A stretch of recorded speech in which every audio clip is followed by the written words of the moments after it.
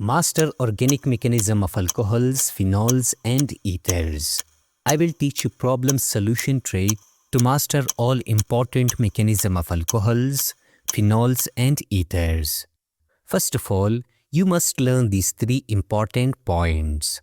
The first point is water and alcohols are nucleophiles because they have OH group where oxygen has two lone pair of electrons. The second point is if there is electrophile or positive charge, it is a problem. We will try to find its solution. I mean, we will try our best to neutralize it.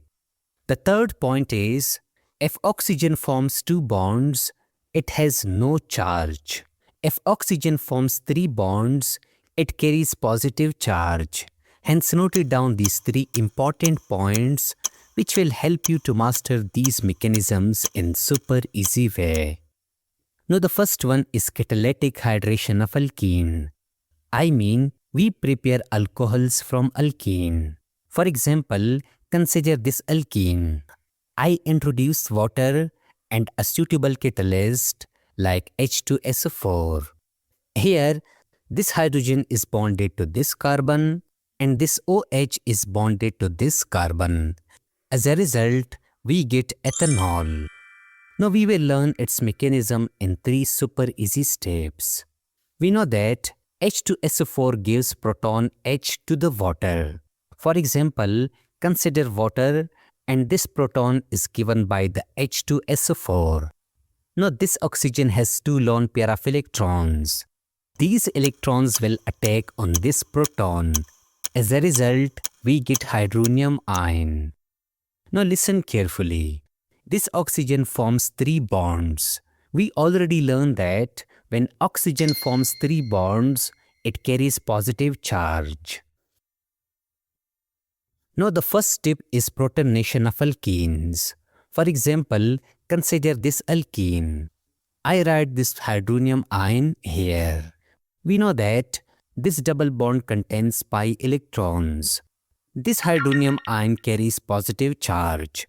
Now these pi electrons will attack on this hydronium ion, due to which hydronium ion will donate one proton to this carbon. As a result, we get CH3CH2. There is electron deficiency with this carbon, so partial positive charge appears. This hydronium ion has lost one proton, so it will be converted to water H2O. Now here is the problem.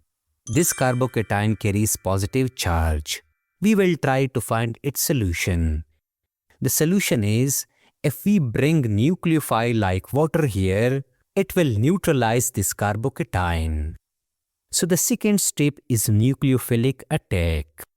I take this carbocation and I write it here.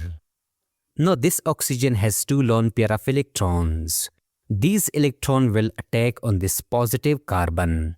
I get CH3CH2, oxygen, hydrogen and hydrogen.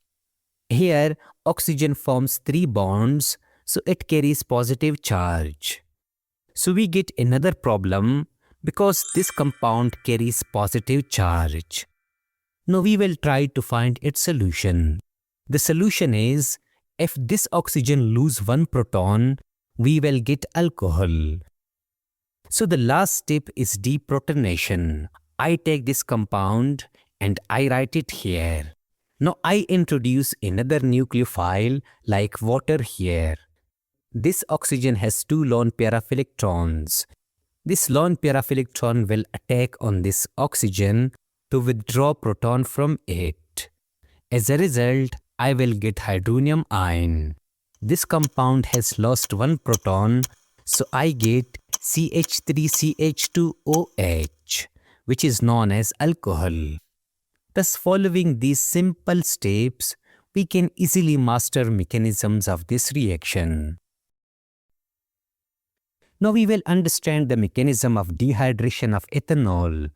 The reaction to prepare alkene is ethanol when heated with concentrated H2SO4 gives alkene.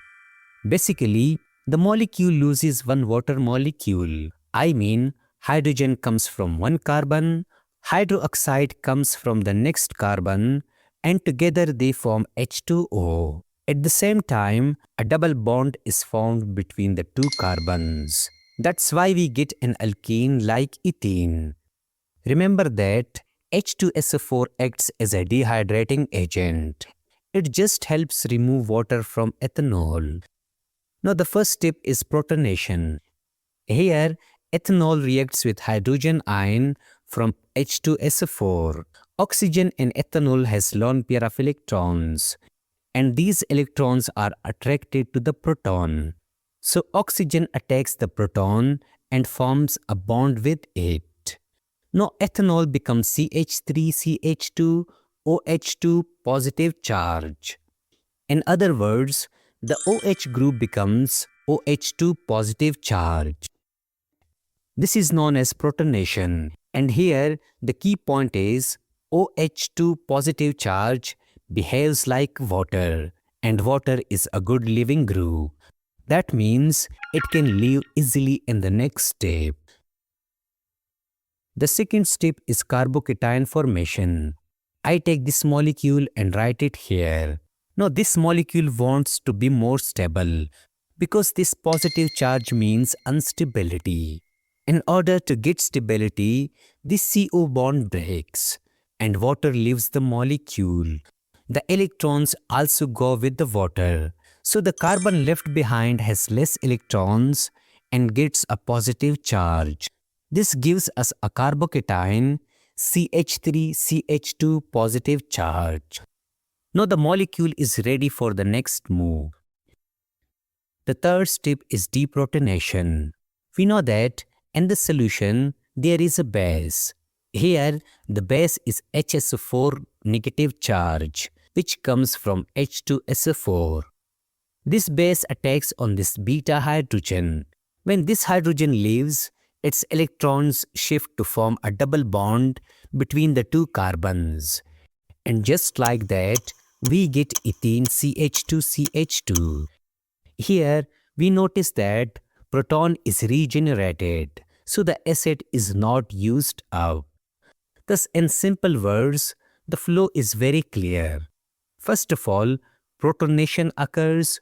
I mean, proton attacks ethanol, then water leaves to form a carbocation, and finally, deprotonation by base makes the double bond. And that's it.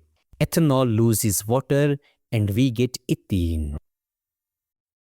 Finally, we will understand the mechanism of dehydration of ethanol to form ether. The reaction to form ether is two ethanol molecules react in the presence of concentrated sulfuric acid at 140 degrees centigrade to form ether. Here, hydrogen is removed from this carbon and OH is removed from this carbon. As a result, we get diethyl ether and water.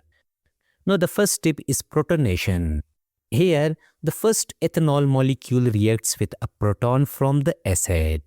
The oxygen of ethanol has lone pair of electrons. They attack on this hydrogen. I get this compound. Here, oxygen forms three bonds, so positive charge appears on it. This OH2 acts like a water. We know that water is a good living group, so it is ready to leave the compound. The second step is nucleophilic attack by another ethanol molecule. I take this molecule and write it here. Here, this OH2 leaves as a water, due to which positive charge appears on this carbon. Here comes the second ethanol molecule. The second ethanol molecules attack the carbon that is attached to the protonated OH. As a result, this O is bonded to this carbon and we get this compound. Now again, the oxygen forms three bonds, so it carries a positive charge. We need to neutralize this positive charge of oxygen. To do so, we do deprotonation. The last step is deprotonation. I take this molecule and write it here. This oxygen loses a proton to stabilize itself. And just like that, we get our final product, diethyl ether, and the reaction is complete. To summarize this, protonation takes place due to which OH becomes a good living group. And the second step, nucleophilic attack forms the new bond. I mean, water leaves. Then a new compound is formed, which is unstable due to positive charge on this oxygen. In the third step, deprotonation gives stable ether. I mean, oxygen loses this hydrogen. Remember this very important point. The conditions for this reaction is concentrated H2SO4 and temperature is around 140 degrees centigrade. That's important because if it's too hot, we may get alkene instead of ether. In the next lecture, we will master alcohols.